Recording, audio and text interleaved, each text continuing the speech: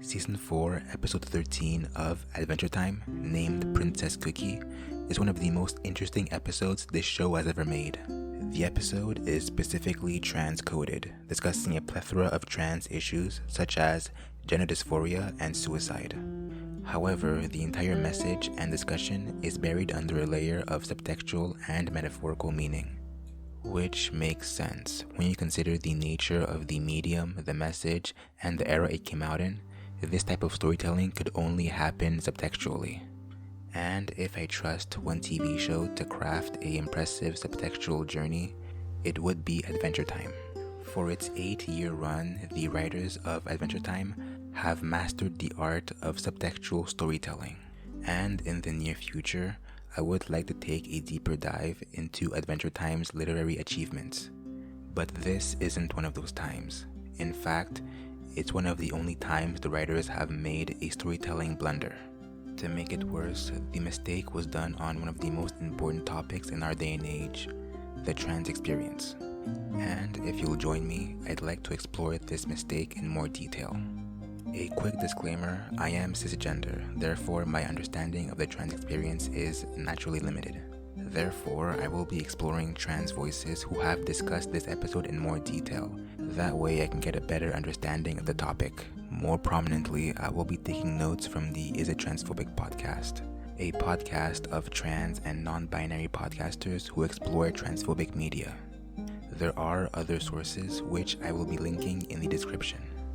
The episode takes place in the Candy Kingdom, where Finn and Jake, under the orders of Princess Bubblegum, are taking care of a hostage situation. The one ensuing the chaos, Cookie, simply wants Princess Bubblegum's crown. However, when asked by Finn and Jake as to why Cookie wants the crown, it's pretty clear that PB doesn't really know herself, nor does she try to understand Cookie and simply calls them crazy. I do want to make it clear that PB's only plan is to send in her army. It is in fact Finn and Jake who convince her that they can essentially de-escalate the entire situation by taking care of Cookie themselves. One thing of note here, at first Jake wants to enter the building in disguise as a mailman.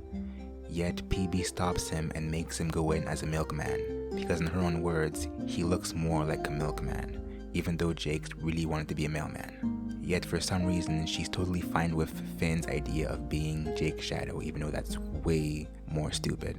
One thing you'll notice very quickly is that Finn has basically nothing to do in this episode. In fact, this is more of a Jake-centered episode. Once they finally enter the building, Jake gets a chance to actually speak with Cookie and get their side of the story. The reason why Cookie wants PB's crown is because Cookie wants to be a princess just like her. In fact, PB and Cookie have actually met before. In their first encounter, Cookie told PB that they wanted to be a princess just like her after seeing how inspiring she is. And in that moment, PB did probably one of the most hurtful things she could have done. She laughed in Cookie's face. The subtextual connection between trans existence and being a princess is not rocket science. However, I do think it does work on some smaller, more interesting points. One thing you do need to understand is that the way princesses work in Adventure Time is fundamentally different from the way they work in our world. Princesses in Oo are not young women who are related to the royal crown. Being a princess means you're the one true ruler of your kingdom, with no one else having power to oppose you. And more than that, being a princess seems to be an extremely arbitrary process. A lot of the people who are princesses were not elected or chosen by anyone. They seem to have just stumbled onto or just taken the role for themselves. And from this view, Cookie does have a point. Why can't Cookie be a princess? The only reason why PB is the current princess of the Candy Kingdom is because she literally made the people in the kingdom. Yet that doesn't signify that she has any dominion over them. In fact, that exact plot point is one that is brought up later on during an election, and the people of Oo democratically choose someone else to be their leader. Therefore, the only thing stopping Cookie from being a princess is PB herself. I find it quite interesting how PB is essentially the antagonist in this episode. On a subtextual level, she is supposed to represent the transphobic institutions that impose their own beliefs onto others for their own benefit. This connection is only made stronger when you realize that PB has no actual desire to hear out Cookie's experience. All she does is label Cookie as crazy and try to attack her. This point is perhaps further symbolized in the way in which PB essentially imposes the role of milkman onto Jake regardless of what he wants. The metaphor so far makes sense. However, one excellent point made on the Is It Transphobic podcast is the way in which the subtextual approach of this issue essentially weakens the whole metaphor. If there was a stronger link between gender and being a princess, then the connection between trans identity and being a princess would be much stronger. However, there is this push to remove all discussion of gender and how it relates to being a princess, which in the end only muddies the water for the metaphor. The story continues, and after hearing their side of the story, Jake decides to help Cookie escape before PB can catch them. From here, there's a distinct change in storytelling. The episode takes a far more serious tone. They're able to make their way out of the Candy Kingdom, however, PB soldiers are still after them. They're about to jump over a ravine, but at the last second, Cookie stops Jake from jumping. Jake pleads with Cookie that they can still make it.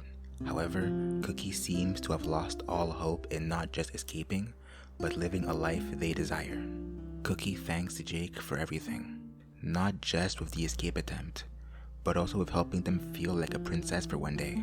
And then, Cookie jumps into the ravine. There is a lot to unpack here, but before we begin, I think it's important to divide this discussion into two equal parts. That being the desired message and the actual message. The desired message in the first half of the episode is pretty clear. It's supposed to be a metaphor for trans experience. However, it's in the second half that things get a bit more complicated. I made an intentional choice to not look up who wrote this episode, because on some level, it doesn't really matter who they were. However, I'm going to assume that they wrote this episode with the best of intentions. From here, we can perhaps see the desired message of the second half. Perhaps these last moments were supposed to be a continuation of the previous messages. The entire crux of this episode is acknowledgement.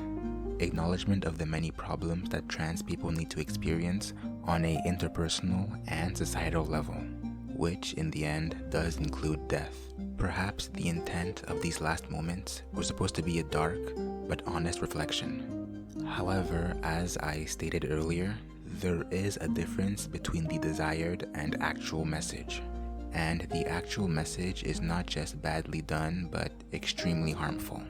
Harping back to the podcast, they discuss how the portrayal of the trans character who never wins in the end is a tired trope which doesn't work as well as writers think it does. Moreover, the ravine scene seems to be a direct reference to trans suicide, which in the end only comes off as tasteless. If that weren't bad enough, in the end, Cookie does survive the ravine, yet is put in an asylum. The episode then attempts a bittersweet ending when Jake, dressed as a mailman, comes to visit Cookie in the asylum and gives them a self-made crown.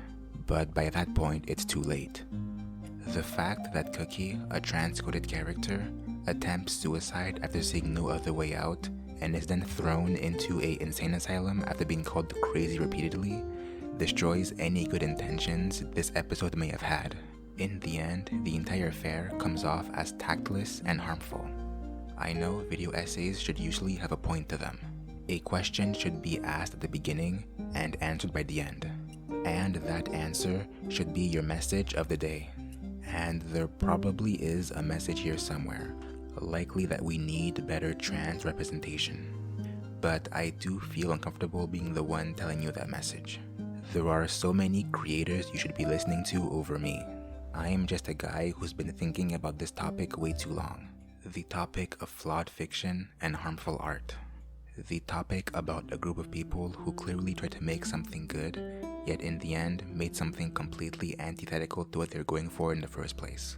The topic about how subtextual and metaphorical messaging can, in the end, work against you in all the wrong ways. Thanks for watching.